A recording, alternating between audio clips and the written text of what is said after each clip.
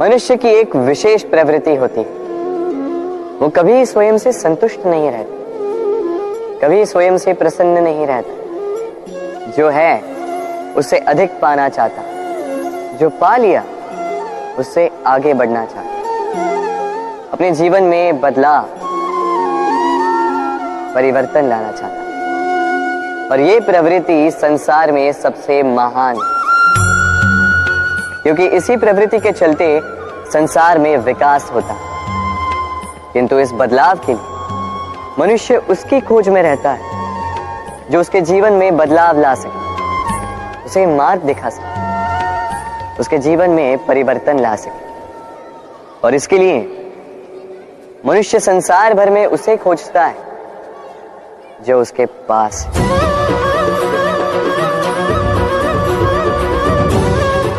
बताइए कौन? यदि कोई आपका जीवन बदल सकता है तो दर्पण देखिए। वो आप स्वयं है जो आपका जीवन बदल सकते हैं। वो आप स्वयं है जो स्वयं को मार्ग दिखा सकते हैं, जीवन में बदलाव ला सकते हैं, परिवर्तन ला सकते हैं। इसलिए पहचानिए अपनी भीतर की शक्ति को और विश्वास कीजिए, इस संसार में आपसे अधिक शक्तिशाली और कोई नहीं है। जीवन बदल जाएगा।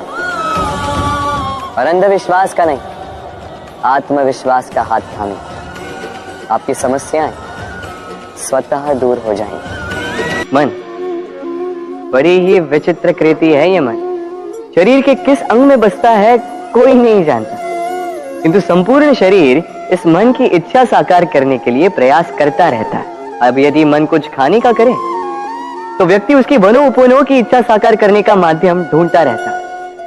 अब यदि मन किसी को शत्रु समझ ले तो व्यक्ति उसे नष्ट करने का हर संभव प्रयास करता है। अब यदि मन किसी से प्रेम करे तो उसकी प्रसन्नता के लिए हर सीमा लांघने के लिए सज्ज रहता है। परंतु जीवन सुखद हो इसके लिए आवश्यक है कि मन खाली हो। इस बांसुरी की भांति भीतर कुछ भी नहीं, न राग है न द्वेष, तब भी तार छेड़ने पर स्वर निकलता है। इसी प्रकार मन को भी भावनाओं से मुक्त रखना आवश्यक है। स्मरण रखिए, मन में कुछ भर के जियोगे तो मन भर के जी नहीं पाओगे। भूल और मनुष्य, इन दोनों का संबंध कुछ वैसा है जैसा पंख और चिड़िया का, जैसा धारा और नदिया का। यदि भूल मनुष्य के स्वभाव का इतना महत्वपूर्ण अंग है तो आप सोचिए, इस पर लज्जा क्यों? इस पर लज्जा करना ठीक है ही नहीं। वैसे देखा जाए तो भूल हमें स्वयं को और श्रेष्ठ बनाने का अवसर देती है, पहले से अच्छा प्रदर्शन करने की प्रेरणा देती है। अब कदाचित आप में से कुछ इस बात से सहमत नहीं हो, क्योंकि बहुतों की दृष्टि में भूल दोष को जन्म देती है, दोष अपराध को, और अपराध के लिए क्षमा नहीं, दंड मिलना चाहिए।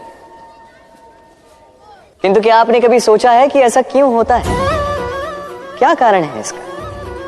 इसका कारण है भूल स्वीकार करने से बचना। यदि आप कोई भूल करोगे और उसे स्वीकारोगे नहीं तो वो भूल दोष में बदल जाएगी और वो दोष अपराध। तो साहस रखिए, अपनी भूल को स्वीकार करना अपनी भूल को सुधारने की दिशा में सबसे पहला कदम होता है। और स्मरण रखिएगा, यदि कुछ अपराध है तो वो है समय पे अपनी भूल ना स्वीकार। हमारा शरीर प्रकृति की सर्वोत्तम रचना है। जो अंग, जो तत्व हमें मिले उन सब का अपना अपना एक संदेश है। दो आंखें दी हैं देखने के लिए, दो कान दिए हैं सुनने के लिए, नथुने भी दो हाथ दिए हैं दोहरा परिश्रम करने के लिए, किंतु जीव केवल एक। उस पर भी नुकीले बलिष्ठ दांत दिए हैं उनकी रक्षा के लिए। कभी सोचा है क्यों? क्योंकि शब्द और शब्दों का उपयोग मनुष्य का सबसे बड़ा शस्त्र है, जिसका उपयोग जितना सोच समझ कर किया जाए मनुष्य जीवन में उतना ही ऊपर उठता है। तो समझे ना, देखो सुनो समझो अधिक, बोलो कम। मनुष्य का स्वभाव है कमाना, संग्रह करना, फिर चाहे वो धन हो, नाते हो, संबंध हो या हो प्रसन्नता।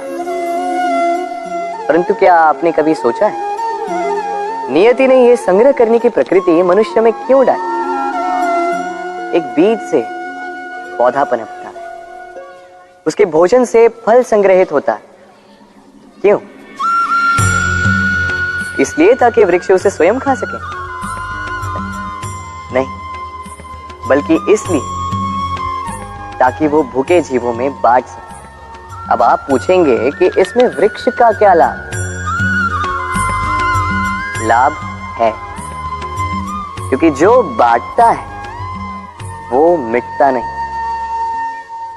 जो फल ये जीव खाते हैं वो उसके बीजों को वातावरण में बिखेर देते हैं, जिससे जन्म लेते हैं नए वृक्ष। उसकी जाति, उसका गुण, उसकी मिठास अमर हो जाती है। इसलिए स्मरण रखिएगा, अमीर होने के लिए एक एक क्षण संग्रह करना पड़ता है, किंतु अमर बनने के लिए एक एक कण बांटना पड़ता है। कभी बरगद के वृक्ष को देखा है? कितना विशाल होता है। कभी कभी भय लगता है कि इन भारी डालों का बोझ ये तना सह भी पाएगा या नहीं। भय लगता है कि कहीं ये वृक्ष टूट कर न गिर जाए, किंतु नहीं। समय पड़ने पर शाखाओं से निकलने वाली ये बेलें धरती की ओर बढ़ती और फिर स्वयं जड़ बनकर इस वृक्ष को सहारा देती।